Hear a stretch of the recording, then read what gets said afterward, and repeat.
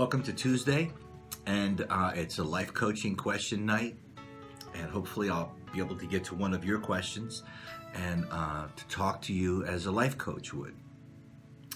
In life coaching, when I talk to somebody, we're on the phone and I get a chance to get inside of their life and hear what's going on and hear the circumstances, because just coming up with an issue or a problem, the way in which you approach it changes many different ways based on what's around that person.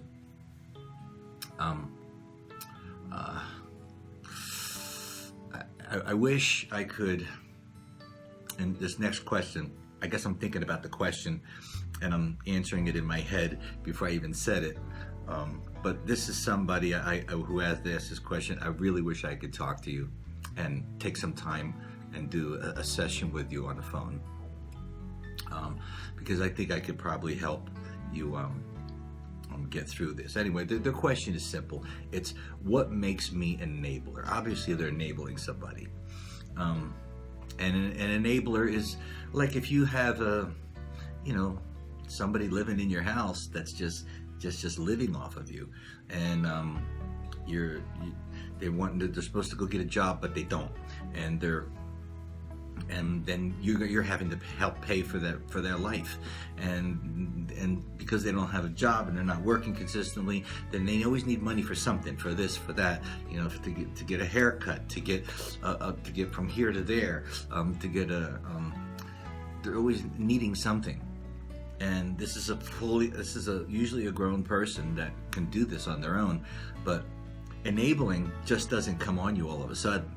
I think that's one thing you have to realize. I mean, it's easy to want to label yourself as an enabler, but what did it take to get there? Well, you're trying to help somebody. I mean, that's all good, and you're seeing a need and you're trying to provide that need, and you don't want this person to fail. You don't want to see them hurt. And that's okay, but as that person continues to realize that they always have you to fall back on, that you're going to catch them and fix it, they'll never be able to find out who God is for themselves. They'll never be able, as long as you're enabling and fixing it and paying for it and making sure that everything goes well, they're never going to be able to know God as their provider. They're never going to be able to face that dark time and go through the valley of the shadow of death and realize that only the Lord can restore them. Only God can provide them. They'll never have those miracles that you experienced when you had nothing and you didn't know where to go and God came through in this way or came through in that way, or you prayed through something. They'll never know that because you've taken it away from them. You've become God to them, and you gotta stop, because they need to know the Lord on their own. They need to know God as their provider, their Jehovah Jireh. It's hard to push somebody out. It's hard to watch somebody suffer through the consequences of their own decisions when you think you can fix it. But you can't. It has to come from inside of them. Jesus says, as a man thinks in his heart, so is he. Not as someone who helps them thinks in their heart they are. Like, you think what they can do. You see greatness in them. You feel greatness for them. You feel success for them.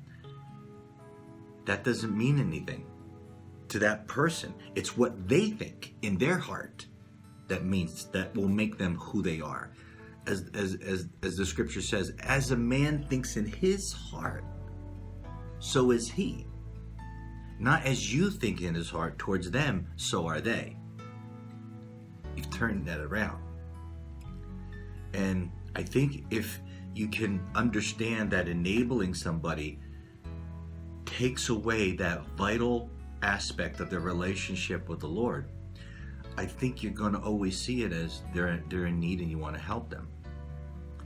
They need to find out God as their provider in a bad circumstance, when there's nowhere else to go, and There's nobody else that can fix it for you, and nobody's going to fix it for you. Only the Lord comes through. That's the place he wants to get us to many times.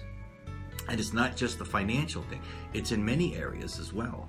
So when you take away that aspect and you fix it for that person, you're postponing them in learning about the Lord. And as they get older, sooner or later, they're going to be out on their own. And then it's going to hit them really, really hard because they've never been prepared, because you put them out there way too late. So for those of you that are enablers, I think you have to understand, first of all, it didn't happen overnight. This has been something that you've been doing, and this is part of a good thing that you have, where you want to help people and you want to fix it for them. But in this case, and usually you find it when kids live with their parents. The daughter goes out and she gets pregnant, and the guy leaves and comes back, and mom raises the kid. You know, what if it was you? You would probably have to go, you're going to have to go fight for that kid. You're going to have to go to pay for that child's well-being. Hey, why should the grandmother do it? Let the mother do it. That's the mother. She has to do this. You're doing it. I mean, if you can do it, they can do it. The only thing, you don't have anybody to fall back on. They do. They have you to fall back on. So if they didn't have you to fall back on, they'd figure out a way, because they have to. They have no other choice but to figure out a way. And you have to allow them that opportunity to find maturity and to find God in those difficult moments, because without that, their growth will be stunted. And you can't take that away from somebody. If you're going to give them anything, give them a mature person's faith in God, and do it. You have to do it by example. Even in the animal kingdom, a lion knows when to push the cub out, and he's gonna have to come back wounded, but he'll never be a lion unless the mother pushes him out, unless the baby chick is pushed out of the nest and is forced to fly or die. That's when they find the strength in their wings. Are you willing to do that? Do you love somebody enough to allow them to experience that level of maturity and that level of relationship with the Lord, or will you always take it away from them? Don't take it away from them.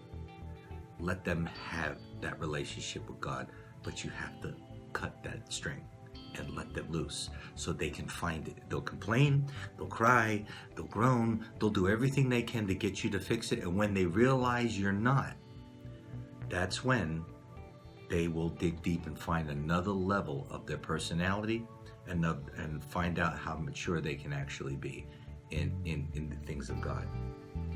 And just as a person, I mean, this applies to anybody on any level, Christian or non-Christian. It has to happen. You have to stand on your own 2 feet, no matter who you are. And I'll tell you that, if they know that you're not going to cover for them, believe me, they'll make better choices on who they have romantic interludes with. If they know that they'll just go after the same person all the time and have the same results, if they know there's somebody there to fix it and cover for them. Otherwise, they're going to be real careful. And somewhere along the way, they're going to say, okay, enough of the nonsense, enough boys, enough of this immature approach to life. I need a real person. I need a real man, a real woman. I need real people in my life. I don't need fake people.